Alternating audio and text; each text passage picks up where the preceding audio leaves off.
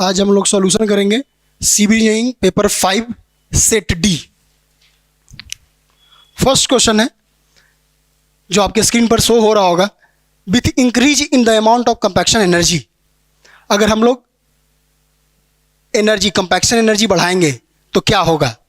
अगर compaction energy बढ़ाते हैं तो अगर एनर्जी ज़्यादा देंगे तो क्या होगा, मेरा ऑप्टिमम मॉइस्चर कंटेंट डिक्रीज होगा और गामा डी इंक्रीज करेगा। मतलब कि हमको अगर एनर्जी ज़्यादा पुट कर रहे हैं सॉइल पर, अगर ज़्यादा एनर्जी डाल रहे हैं तो मेरा क्या होगा, कम वाटर का रिक्वायरमेंट रहेगा और गामा डी भी ज़्यादा होगा। तो फर्स्ट का ऑप्शन बी करेक्ट है।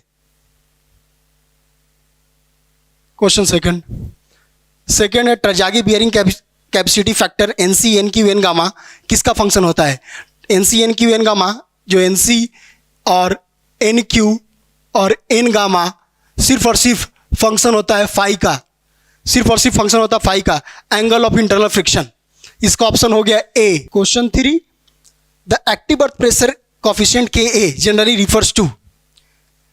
एक्टिव बर्थ प्रेशर जो होता है के ए, ये रेशियो होता है मेरा इफेक्टिव स्ट्रेस का, दो हॉरिजेंटल इफेक्टिव स्ट्रेस का और वर्टिकल इफेक्टिव स्ट्रेस का रेशियो होता है एक्टिव बर्थ प्रेशर के ए। तो हम बोल सकते हैं इसका ऑप्शन क्या होगा, थर्ड का ए।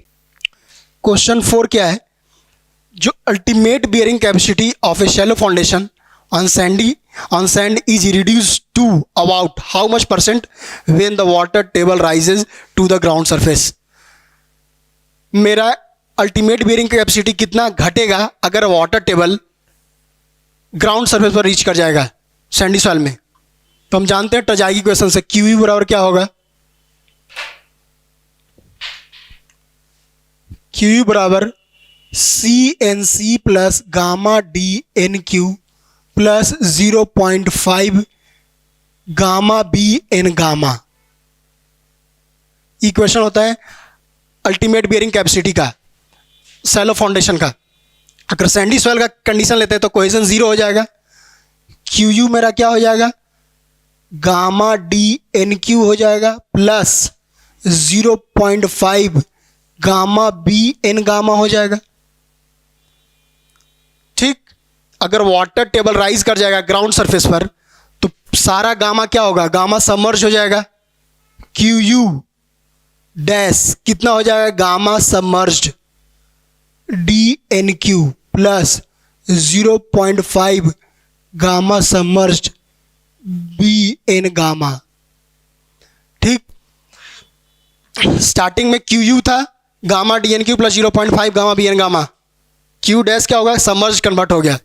हम लोग जानते हैं कि गामा सबमर्ज जो होता है, गामा सबमर्ज्ड अप्रॉक्सली हाफ होता है गामा सैट का। इक्वेशन हम लोग को पता है हाफ होता है, इसका हाफ होता है। इस गामा को हम लोग गामा सैट एज्यूम कर सकते हैं। अगर गामा सबमर्ज हाफ हो गया गामा सैट का तो क्या होगा, मेरा 50% नया वाला जो बियरिंग कैपेसिटी है वो डिक्रीज हो जाएगा। तो इसका ऑप्शन होगा 4 का B. Fifth, the permissible settlement is maximum in the case of. First option है isolated footing on clay, second option है isolated footing on sand, third है राफ्ट ऑन क्ले, फोर्थ है raft on sand. First A option का maximum permissible settlement क्या होगा, isolated footing on clay का 65 mm।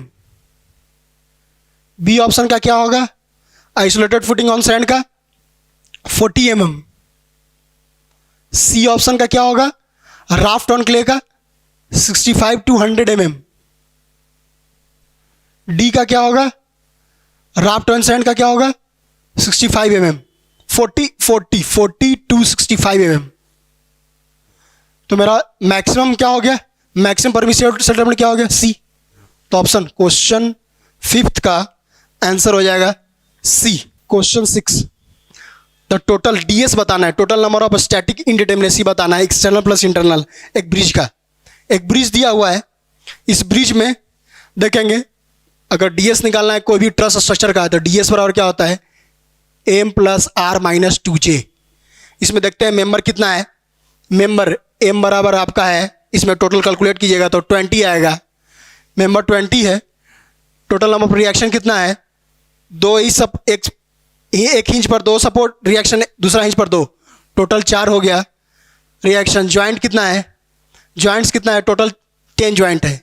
तो कितना हो जाएगा, ds बराबर 20 + 4 - 2 × 10, 4। तो ऑप्शन क्या होगा, क्वेश्चन 6 का आंसर होगा सी। क्वेश्चन 7 में इस स्ट्रक्चर का ds बताना है। स्टार्टिंग में स्ट्रक्चर दिया हुआ है, एक स्ट्रक्चर है, इसका ds बताना है। तो इसको करेंगे क्या, सबसे पहले इसको पूरा क्लोज लूप बना लेंगे और रिजिड क्लोज लूप बनाना है। तो इसमें टोटल नंबर ऑफ लूप कितना हुआ, ds बराबर फॉर्मूला है 3c - r'। Total close loop कितना बना, 1 2 3 4 5 6 7, 3 × 7 minus total number of reaction required to make it rigid. इस स्ट्रक्चर को रिजिड करने में कितना हमको रिएक्शन लगाना पड़ेगा, यहाँ पर 2 और यहाँ पर 1। तो टोटल नंबर ऑफ फोर्स 3 लगाना पड़ेगा, 21 - 3, 21 - 3 18। इसका आंसर क्या हो जाएगा, क्वेश्चन नंबर 7 का आंसर हो जाएगा सी, 18। ठीक। Question 8, in 2 inch parabolic arc consider the arch to be initially unloaded and increase in temperature. अगर कोई 2 इंच आर्च है और उसमें टेम्परेचर इंक्रीज करेंगे तो क्या होगा, अगर कोई भी 2 इंच आर्च है, अगर उसका टेम्परेचर इंक्रीज करेंगे तो उसमें क्या होगा, हॉरिजेंटल थ्रस्ट का वैल्यू इंक्रीज करेगा। कोई भी 2 इंच आर्च है और इसमें अगर टेम्परेचर राइज करेंगे तो इसका क्या होगा, जो हॉरिजेंटल थ्रस्ट का वैल्यू है, हॉरिजेंटल थ्रस्ट H, इसका वैल्यू क्या होगा, इंक्रीज कर जाएगा। हॉरिजेंटल रिएक्शन क्या करेगा, इंक्रीज करेगा। तो होगा क्या, क्वेश्चन में ऑप्शन क्या है, बेंडिंग मोमेंट के रिस्पेक्ट में क्वेश्चन पूछा हुआ है। तो यहाँ पर क्राउन पर इसके कारण मैक्सिमम मोमेंट जनरेट होगा, इस हॉरिजेंटल थ्रस्ट के कारण। तो maximum bending moment at the crown. 8 का आंसर क्या हो जाएगा, डी। क्वेश्चन 9 क्या है, for a column hinged at both and the critical load is P। For a column fixed at one and and free at other and the critical load will be. 2 को case दिया है। First case में क्या बोला हुआ है, first case में कोई कॉलम है, दोनों तरफ हिंज है, इसका क्रिटिकल लोड P है। तो इसका क्रिटिकल लोड हम कैलकुलेट कर सकते हैं, π² EI/L इफेक्टिव स्क्वायर। अगर हिंज ज्वाइंट है तो L इफेक्टिव L हो जाएगा। तो इसका क्रिटिकल लोड कितना हो जाएगा, π² EI/L²। ये केस फर्स्ट है। केस सेकंड क्या बोल रहा है कि अगर एक एंड फिक्स्ड है और दूसरा फ्री है, एक एंड फिक्स्ड है दूसरा फ्री है, तो इसका जो क्रिटिकल लोड होगा PCR, क्रिटिकल लोड होगा π² EI/L इफेक्टिव स्क्वायर। इसका इफेक्टिव लेंथ क्या होगा, जब एक एंड फिक्स्ड होगा और एक एंड फ्री होगा तो इसका इफेक्टिव लेंथ क्या होगा, 2L हो जाएगा। इसका क्रिटिकल लोड क्या होगा, π² EI/L इफेक्टिव मीन्स 4L²। इस टर्म को, पूरा टर्म को P बोल रहे हैं, तो ये टर्म जो नया निकल गया है क्या हो गया, P/4। तो ऑप्शन क्या होगा इसका, राइट आंसर C, 9 का C। क्वेश्चन 10 में एक ट्रस स्ट्रक्चर दिया हुआ है। इस ट्रस स्ट्रक्चर में ED मेंबर में कितना फोर्स लग रहा है, इसको कैलकुलेट करना है। ठीक है, ED मेंबर में फोर्स निकालना है तो क्या करना पड़ेगा, इस पॉइंट के अबाउट बेंडिंग मोमेंट 0 ले लेंगे, summation of moment about A0। इससे होगा क्या, एक अननोन यहाँ पर आएगा और दूसरा अननोन क्या होगा, यहाँ एक रिएक्शन फोर्स आएगा RE। अगर RE अगर नोन है तो इसमें ED में कितना फोर्स लग रहा है उसको हम कैलकुलेट कर सकते हैं।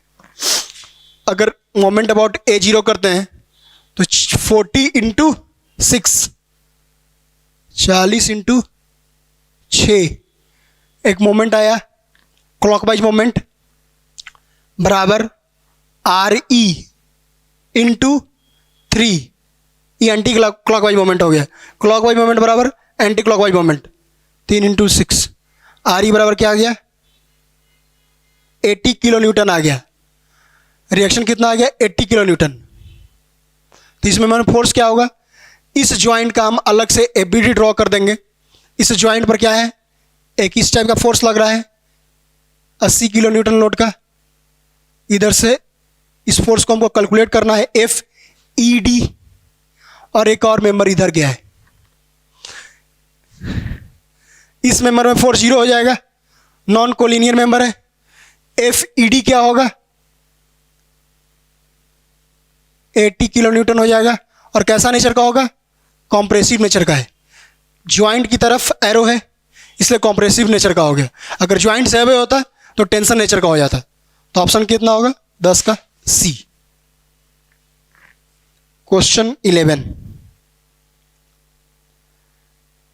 ए simply supported RCC beam carry a uniformly distributed load has a deflection of 100 mm at the end when the both ends are fixed.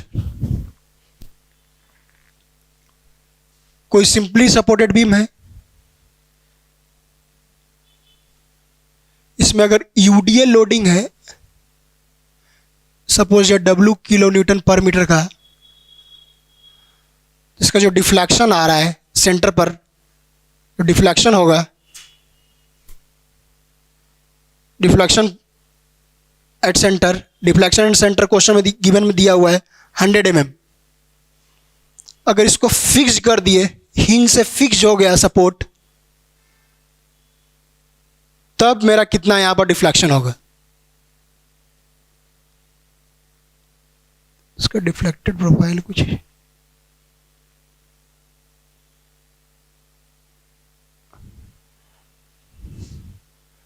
यहां पर डिफ्लेक्शन एट सेंटर कितना होगा।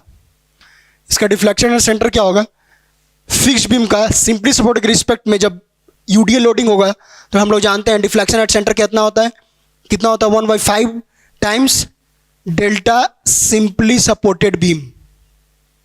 तो 1/5 इंटू 100 20 mm होगा। इसका डिफ्लेक्शन कितना होगा 20 mm होगा। क्वेश्चन 11 का आंसर कितना होगा सी। क्वेश्चन नंबर 12 में a beam carries A uniformly distributed load throughout its length in which of the following configuration will the strain energy will be maximum। हम लोग को 4 बीम दिया हुआ है, एक सिंपली सपोर्टेड, एक प्रॉप्ड, एक कैंटिलीवर, फोर्थ फिक्स्ड। इसमें हमको बताना है किस बीम में मैक्सिमम स्ट्रेन एनर्जी होगा। तो स्ट्रेन एनर्जी का फॉर्मूला है m² dx divide by 2EI। तो अगर इसको कैलकुलेट करेंगे तो ये सारा रिजल्ट आएगा। इसमें से हम देख सकते हैं कि सबसे ज़्यादा स्ट्रेन एनर्जी कैंटिलीवर के पास है। क्योंकि कैलकुलेशन बहुत लंबा है, इसको आप डायरेक्ट रिमेंबर कर सकते हैं इस रिजल्ट को। 12 का आंसर क्या होगा, क्वेश्चन 12 का सी। क्वेश्चन 12 में एक ट्रस स्ट्रक्चर दिया हुआ है, इस ट्रस स्ट्रक्चर में ए बी मेंबर में फोर्स बताना है, कितना फोर्स होगा। तो इस मेंबर में फोर्स बता सकते हैं सिंपल, इस पॉइंट को कट कर सके इसका एबीडी ड्रॉ कर सकते हैं। सपोज डेट ये मेंबर बी डी मेंबर है, एक मेंबर चल गया इधर बी डी, सपोज डेट इधर एफ बी डी लग रहा है, यहाँ 5 किलो न्यूटन लग रहा है, और हमको कैलकुलेट करना है एफ ए कैलकुलेट करना है, ए बी मेंबर में फोर्स कैलकुलेट करना है। तो यहाँ से हम देख सकते हैं अगर इस ज्वाइंट पर समेशन ऑफ एफ एक्स बराबर 0 अप्लाई करेंगे, net horizontal force in x direction 0, तो हम बोल सकते हैं एफ ए बी बराबर क्या होगा 0। तो इसका आंसर होगा 13 का A. 14 number question, the number of independent equations to be satisfied for static equilibrium in a space structure is. अगर प्लेनर स्ट्रक्चर है तो हम लोग को 3 इक्विलिब्रियम इक्वेशन रिक्वायर्ड है, और अगर मेरा स्पेस स्ट्रक्चर है तो हमको 6 नंबर ऑफ इक्वेशन रिक्वायर्ड है। तो इसका आंसर क्या होगा 14 का डी। अगर प्लेनर स्ट्रक्चर है तो 3, और अगर स्पेस स्ट्रक्चर है तो 6 number of equation of equilibrium equation required.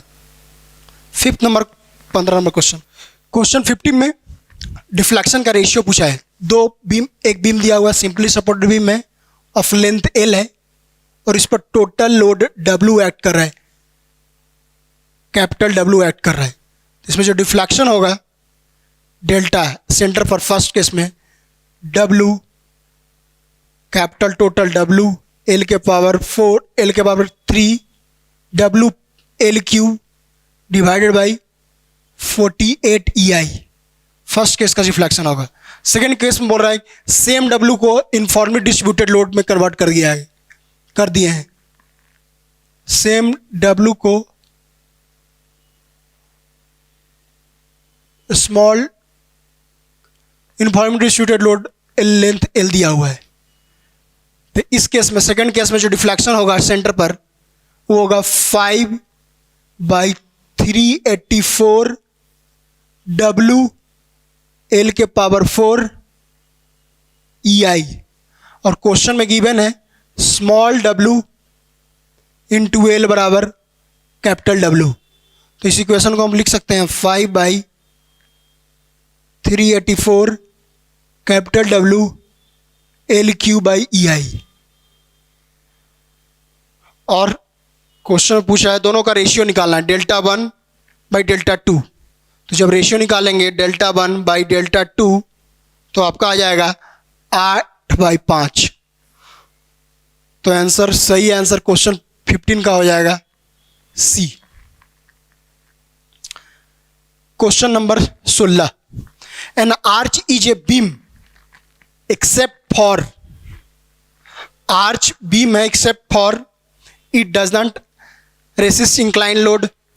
Arch incline load resist करता है, ट्रांसवर्स लोड भी रेसिस्ट करता है, रोटेशन अलाउ करता है। एट सपोर्ट पर हिंज सपोर्ट है तो रोटेशन अलाउ होगा वहाँ पर। It doesn't allow horizontal movement.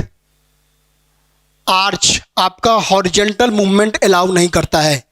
It doesn't arch में क्या होगा आर्च में हमेशा हम देखते हैं कि एक हॉरिजॉन्टल थ्रस्ट निकल के आता है। जब भी आर्च का क्वेश्चन सोल्व करते हैं तो एक हॉरिजॉन्टल थ्रस्ट हमेशा निकल के आता है। कोई भी आर्च का प्रॉब्लम है तो हॉरिजॉन्टल थ्रस्ट निकल रहा है, इसका मतलब इसमें हॉरिजॉन्टल मूवमेंट अलाउ नहीं किया हुआ है। इसलिए क्वेश्चन 16 का आंसर क्या हो जाएगा D. Question 17 the solution of statically indeterminate structure required. कोई भी अगर इनडिटरमिनेट स्ट्रक्चर है, अगर आप उसको सोल्व करना है तो आप उसको सिर्फ इक्विलिब्रियम इक्वेशन से सोल्व नहीं कर सकते हैं, आपको कंपैटिबिलिटी इक्वेशन भी रिक्वायर्ड है इक्विलिब्रियम इक्वेशन के साथ। तो इसका 17 का क्वेश्चन नंबर 17 का ऑप्शन सी सही होगा, equilibrium and compatibility condition together. Question 18 तो कितना हमको फोर्स रिलीज करना पड़ेगा।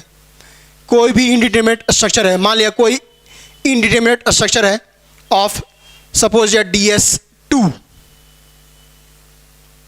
इसका मतलब हमको इक्विलिब्रियम इक्वेशन के अलावा दो और एक्स्ट्रा इक्वेशन चाहिए to complete analyze structure, analysis करने के लिए या उसको डिटर्मिनेट करने के लिए। To convert indeterminate structure to determinate structure the number of force to be release is equal to, ये आपका हो जाएगा 18 का ऑप्शन डी। 19 क्वेश्चन नंबर 19 में पूछा है आपका कौन ट्रस मैकेनिज्म फॉर्म कर सकता है। तो क्वेश्चन 19 का करेक्ट आंसर सी होगा। फर्स्ट ऑप्शन में जो दिया हुआ है ए ऑप्शन, इसमें दिया हुआ है m बराबर 2j-3। ये कंडीशन आपको डिटर्मिनेट एंड स्टेबल ट्रस का m greater than 2j-3 E B option दिया हुआ है। ये कंडीशन आपका indeterminate truss and stable and indeterminate truss का ऑप्शन दिया हुआ है। सी ऑप्शन सी क्या है, m लेस देन 2j-3। ये कंडीशन आपका क्या है, अनस्टेबल ट्रस का। अनस्टेबल ट्रस मैकेनिज्म फॉर्म कर सकता है, इसलिए 19 का ऑप्शन क्या होगा C. 20 the ratio of stress develop due to suddenly applied load and suddenly applied load के लिए आप जो स्ट्रेस होगा वो कितना होता है 2p/a, लेकिन ग्रेजुअली अप्लाइड लोड के लिए क्या होगा स्ट्रेस सिंपल p/a। इसका रेशियो करेंगे तो कितना ऑप्शन आएगा 2। 20 का option B. Third 21 the shear stress on a principal plane is principal plane पर शियर स्ट्रेस क्या होगा? जीरो होगा। बेसिक डेफिनेशन है आपका प्रिंसिपल स्ट्रेस का। कोई प्रिंसिपल प्लेन है उसका डेफिनेशन ही है उस टाइप का प्लेन जिस प्लेन पर सिर्फ और सिर्फ नॉर्मल स्ट्रेस एक्ट करता हो, शियर स्ट्रेस जीरो होगा इस पर। 21 का क्या होगा? C. 22, the characteristic strength of a material is a value of a strength below which not more than 5% of test result और sample are expected to fail. ये बेसिक कैरेक्टरिस्टिक स्ट्रेंथ का definition से क्वेश्चन है, तो 22 का option क्या हो जाएगा? D. 23, the dia of the longitudinal bar of a column should never be less than. Direct simple question है कॉलम का कि कोई भी कॉलम में आपका लॉन्गिट्यूडनल डाया 12 mm से कम नहीं होना चाहिए। इसका 23 का क्या होगा? ए ऑप्शन होगा। आइए स्कोर से 24, the number of treads in a flight is equal to, first option riser in flight, riser +1, riser -1। तो हम लोग जानते हैं नंबर ऑफ ट्रेड्स बराबर राइजर -1। इक्वेशन होता है नंबर ऑफ ट्रेड्स बराबर राइजर -1। तो 24 का ऑप्शन क्या होगा? सी। करेक्ट आंसर क्या होगा? सी। 25 का क्या है? As per IS 456/2000 the area of the concrete stress block in compression is. अगर कोई भी कॉन्क्रीट स्ट्रेस ब्लॉक है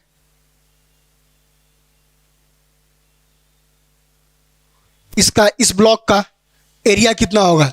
हम लोग जानते हैं कि इसमें जो कंप्रेसिव फोर्स होता है वो लगता है 0.36 FCK/B × XU।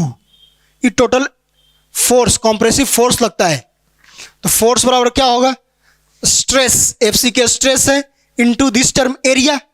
तो एरिया कितना होगा? 0.36 B × XU। तो हम इसका ऑप्शन बोल सकते हैं 25 का A. In 26, question number 26, in a prestress member it is advisable to use.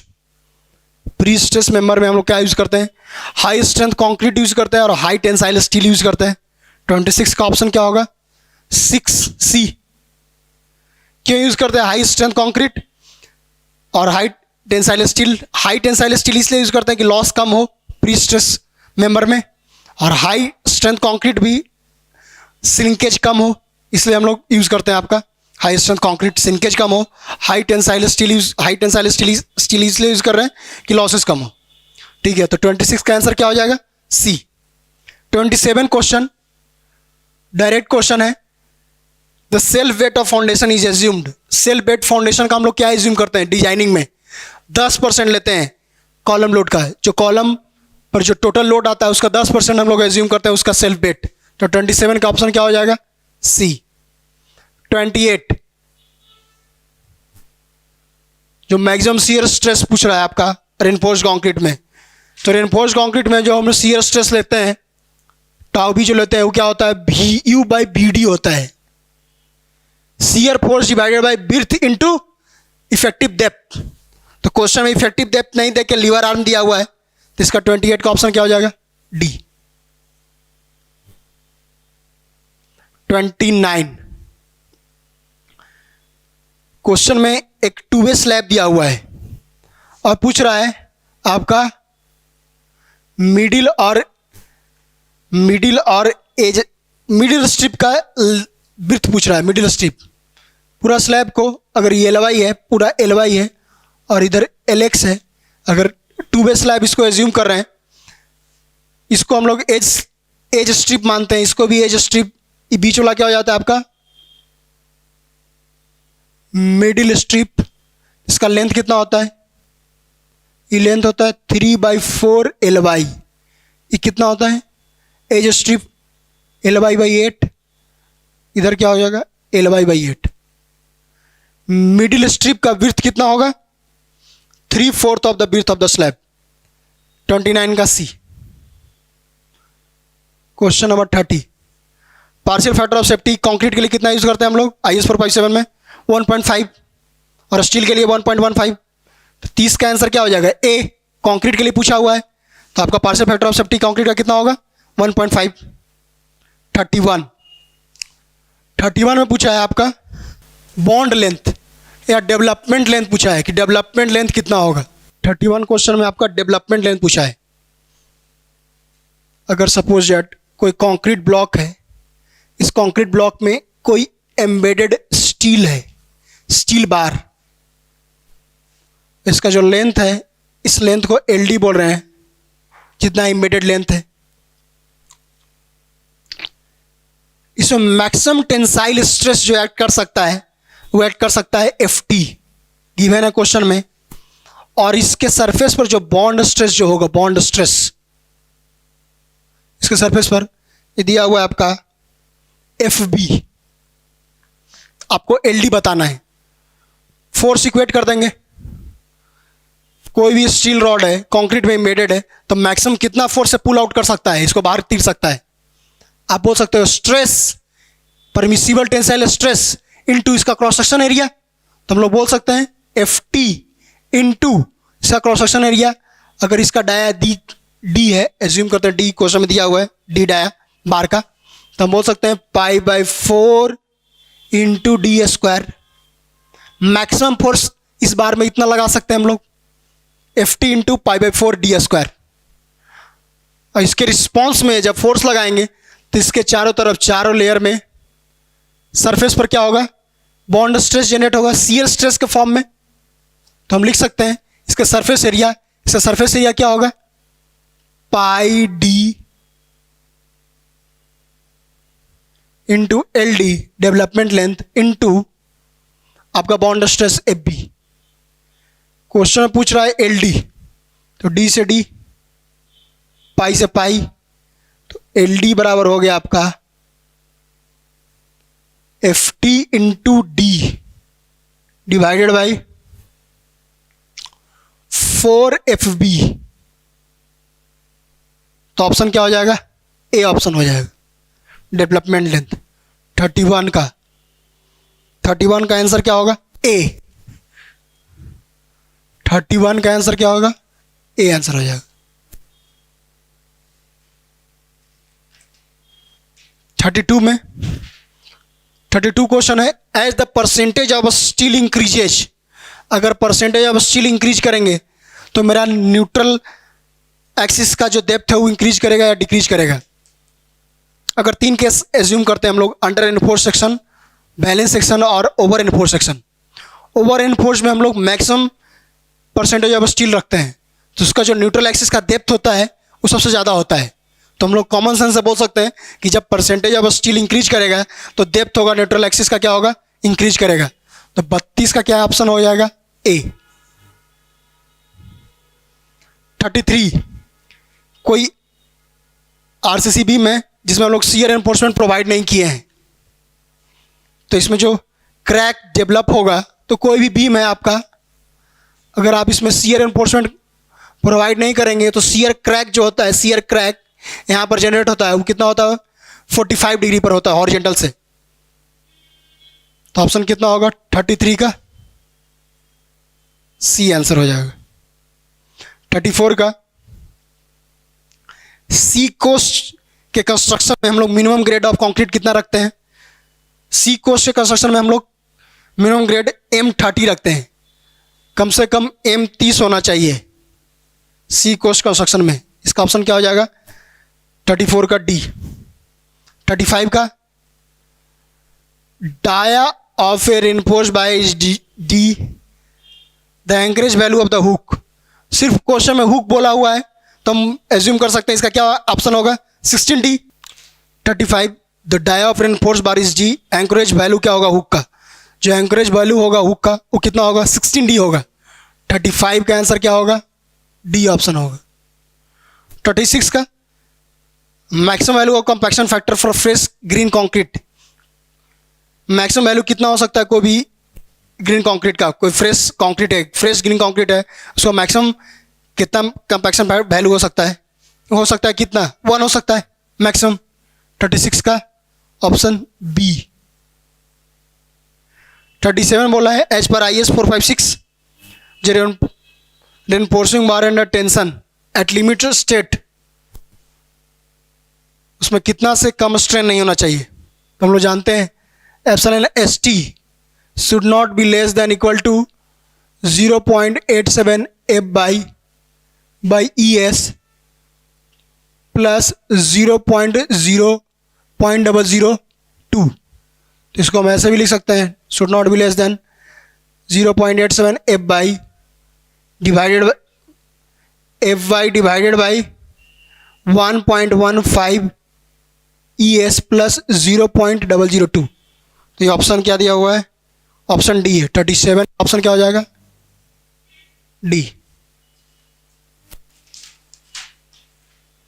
38 में बेसिक डेफिनेशन से क्वेश्चन है, colluvial soil are transported by gravity.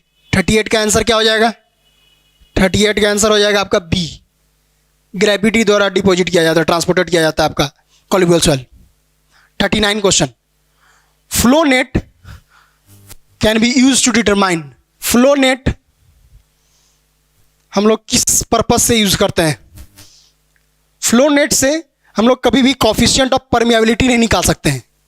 इसे हम लोग सीपेज निकाल सकते हैं, अपलिफ्ट प्रेशर निकाल सकते हैं, एग्जिट ग्रेडियंट निकाल सकते हैं, लेकिन कभी भी आपका कॉफिशिएंट ऑफ परमिएबिलिटी नहीं कैलकुलेट कर सकते हैं। तो अगर क्वेश्चन में ऑप्शन 39 का क्या आंसर हो जाएगा? डी। इससे हम लोग सीपेज कैलकुलेट कर सकते हैं, एग्जिट ग्रेडियंट कैलकुलेट कर सकते हैं, अपलिफ्ट प्रेशर कैलकुलेट कर सकते हैं, कॉफिशिएंट ऑफ परमिएबिलिटी का भी नहीं कैलकुलेट कर सकते हैं।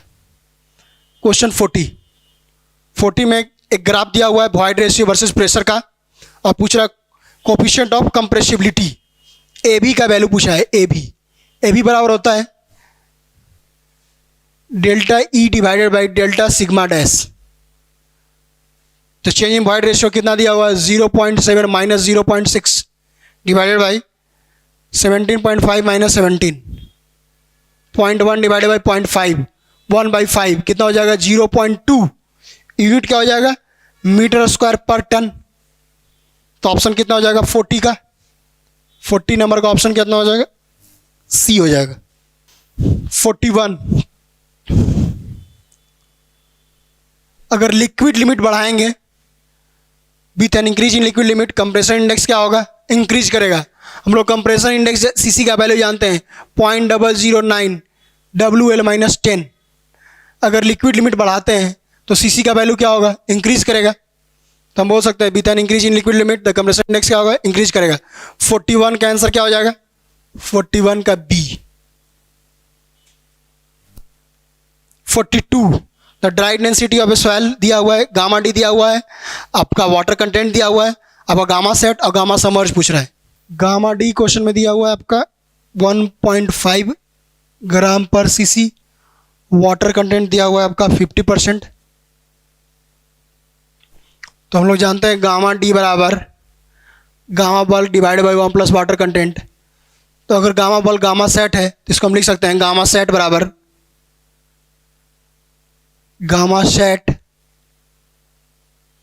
Gamma dry into 1 plus water content. तो गामा ड्राई कितना है? 1.5 इंटू 1 प्लस 0.5, 1.5 इंटू 1.5, 2.25 हो जाएगा ग्राम पर सीसी गामा सेट। गामा समर्ज कितना होगा? हम जानते हैं गामा समर्ज होता है gamma sat minus gamma water. Gamma sat कितना हो गया? 2.25 माइनस गामा वाटर क्या होगा? 1 ग्राम पर सीसी। ग्राम पर सीसी के टर्म में कितना हो जाता है? 1 ग्राम पर सीसी। गामा वाटर कितना हो जाएगा? 1.25 ग्राम पर सीसी। तो आंसर हो जाएगा आपका 42 का ए आंसर हो जाएगा। 43, in the stability analysis the term mobilized shear strength is refer to. Mobilized shear strength means जो एक्टिंग शियर स्ट्रेंथ है या अप्लाइड शियर स्ट्रेंथ है। तो ऑप्शन क्या हो जाएगा 43 का? B, mobilised. 43 का क्या हो जाएगा? Option B. एक्टिंग, मोबिलाइज मतलब जो अभी एक्चुअल में एक्ट कर रहा है या अप्लाइड है।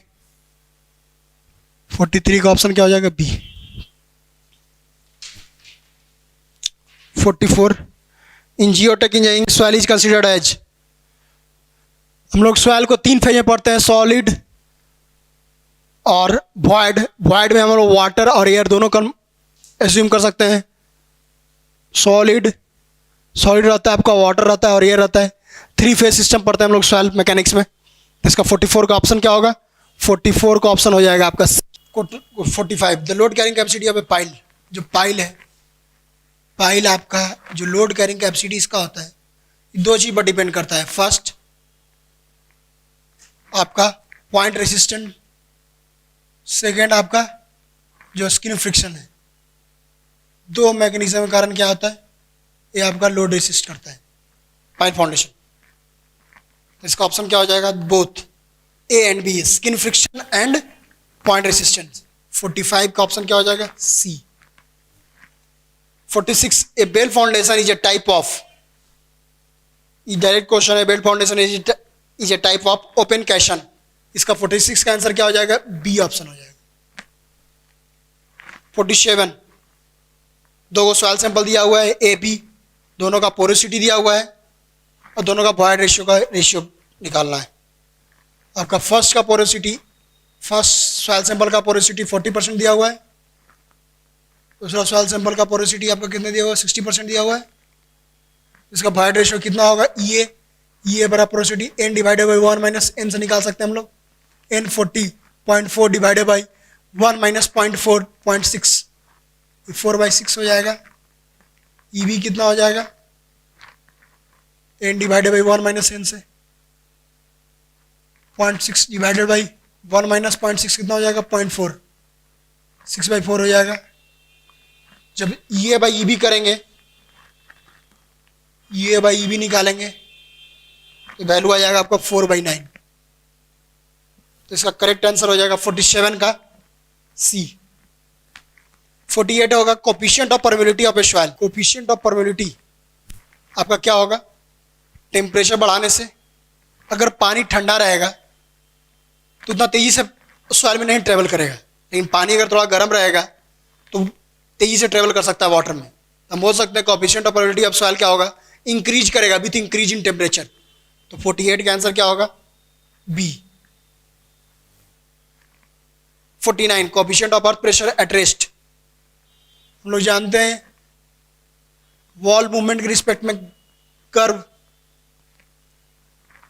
ये movement away from the soil है, sorry movement away from soil इधर है, movement away from soil, active earth pressure, at rest earth pressure और पैसिव अर्थ प्रेशर. इस पोर्शन को बोल सकते हैं मूवमेंट आपका अवे फ्रॉम द सॉइल है, इधर मूवमेंट टुवर्ड द सॉइल है. तो यहाँ से मैग्नीट्यूड को कंपेयर कर सकते हैं. क्वेश्चन में के नॉट का कंपेरिजन है, coefficient of earth pressure at rest. ये आपका क्या है? ग्रेटर है के से, लेकिन स्मॉलर है आपका के पी से. तो बोल सकते हैं इसका answer greater than active earth pressure but less than passive earth pressure. 49 का ऑप्शन क्या हो जाएगा? ए. 50 क्वेश्चन में लिक्विड लिमिट, प्लास्टिक लिमिट दिया हुआ है, आपको एक्टिविटी नंबर निकालना है. एक्टिविटी नंबर बराबर क्या होता है? एक्टिविटी नंबर बराबर होता है आपका IP divided by percentage clay. कितना आपका सॉइल में परसेंटेज क्ले है? आईपी कितना होगा? 65%. आईपी प्लास्टिसिटी इंडेक्स कितना होता है? Liquid limit minus plastic limit divided by percentage clay. Clay का परसेंटेज कितना क्वेश्चन में दिया हुआ है? 24%.